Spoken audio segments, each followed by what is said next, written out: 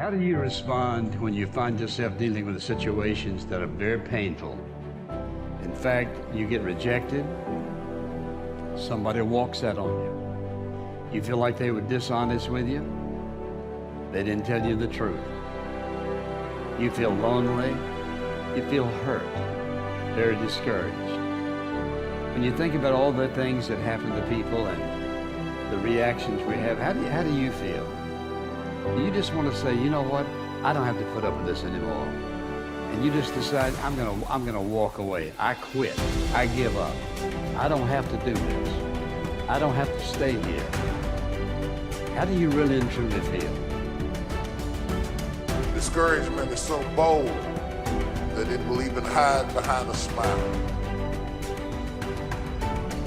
and tell you life is not worth living. If you listen at discouragement, it will cause you to make bad decisions. It will cause you to think that life is not worth living.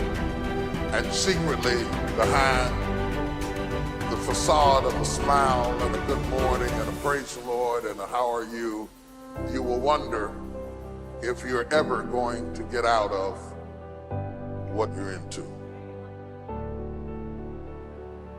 And if you're in the process right now, giving up on your marriage, giving up on your job, giving up on your children, giving up on your financial situation, whatever the situation may be, before you give up, you stop and ask yourself the question, does this fit who I am? And this message is all about, listen, it's all about keeping on.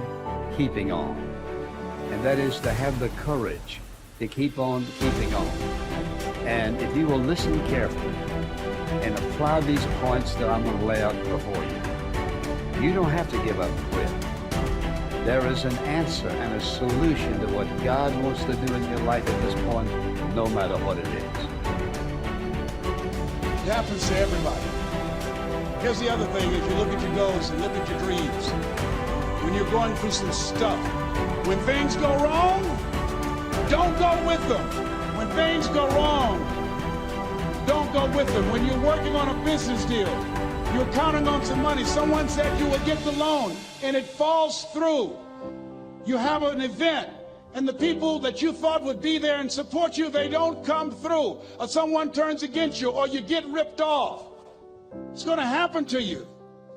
It happened to me. Someone stole all my products. My database, over 180,000 names and addresses. It's not personal. It's going to happen to everybody. It does. 8 out of 10 millionaires have been financially bankrupt. Walt Disney had 7. He filed bankruptcy 7 times and had 2 nervous breakdowns.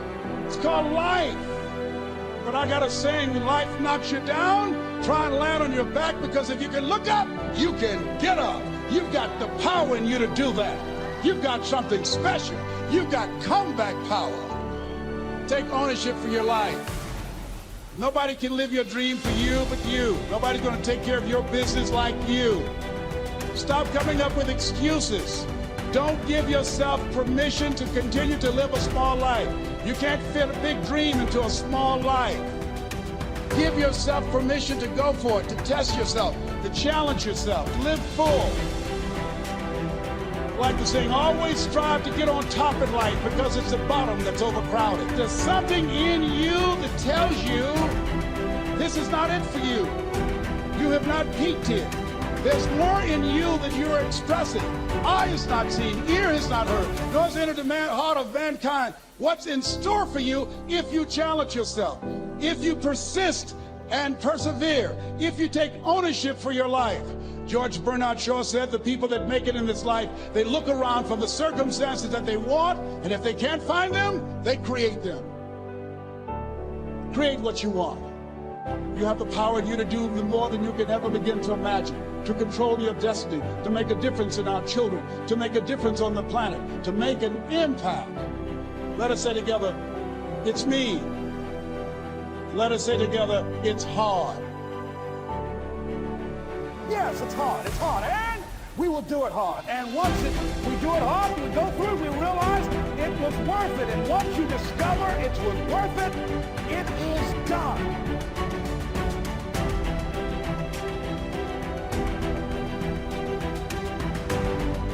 What's at the core of achieving the good life?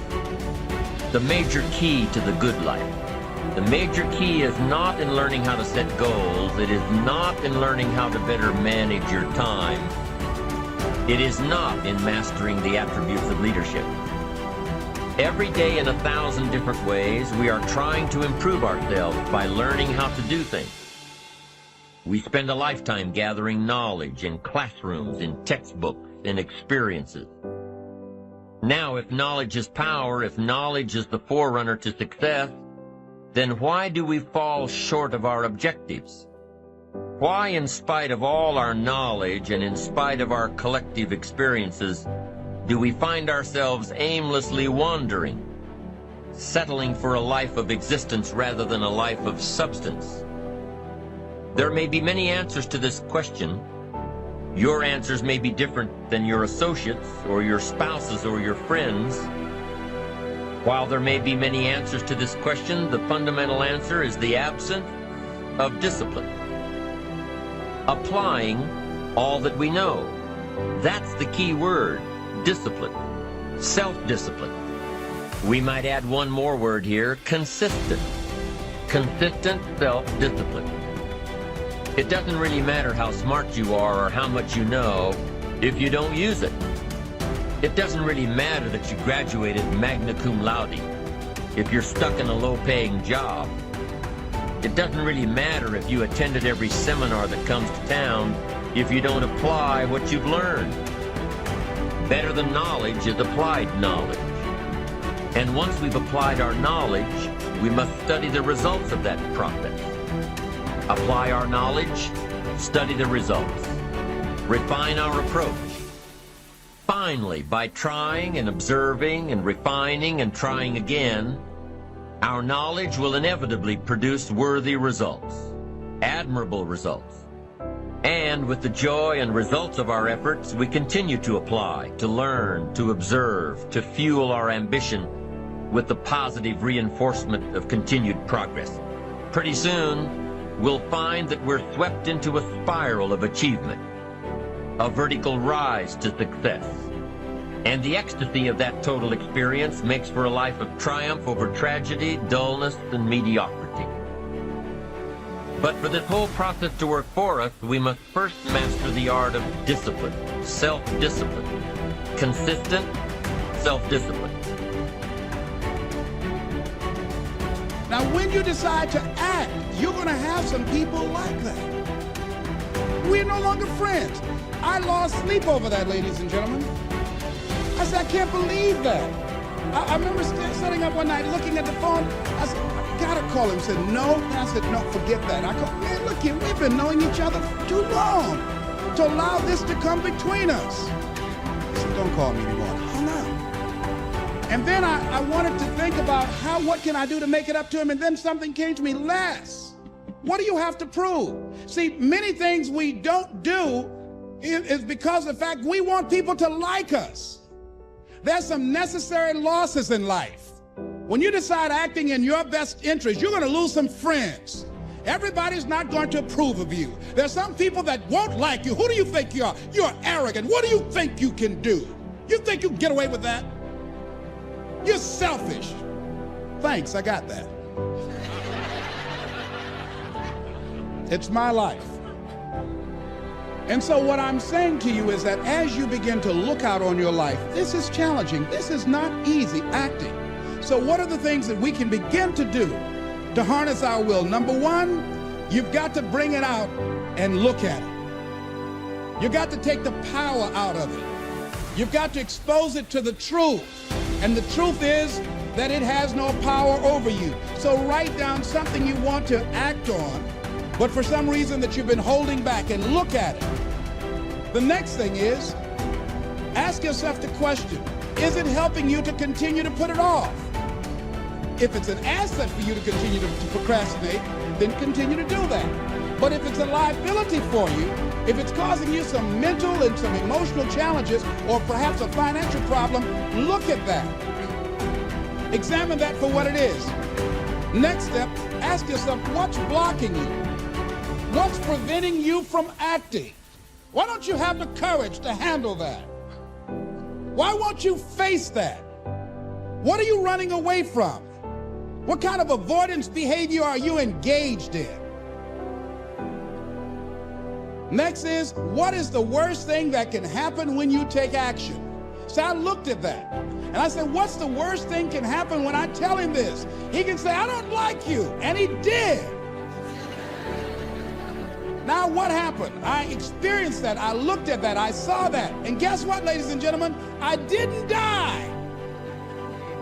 My feelings were hurt a little bit. I lost some sleep about it, and sometimes I think about it when I drive past his house, but I'm still here. It's uncomfortable, but it's okay. It doesn't bother me anymore. I've gotten used to it now. So what is the worst thing that can happen? I want you to visualize that, experience that, feel the nervousness and the discomfort. And the more you run it in your mind, the less power that it will have. If you think about what makes up who we are. So obviously there's genetics, there's our genetic makeup, so our predisposition, our propensities. And that makes up a percentage of how we see the world and how we show up. But then the rest of it, we're trained on. So we're trained to see the world a certain way. So there are certain people that have something called a negativity bias. And a negativity bias is nothing more than they see the negative first. It's not that they don't see the positive, but they see the negative first. There's other people who see positive first. They have a positivity bias and they see that first. And the truth is, in almost every situation, in every circumstance, there's both. You can train somebody to recognize that there's always both, just like every inside has an outside, every one side of a coin has another side of a coin, every up has a down. That's called the law of polarity. And in the universe that we live in, there is that law of polarity. And so you can teach somebody, say, okay, if your propensity, if the way you naturally are is negativity bias first, great, be aware of that, then flip over. We call it flip the switch.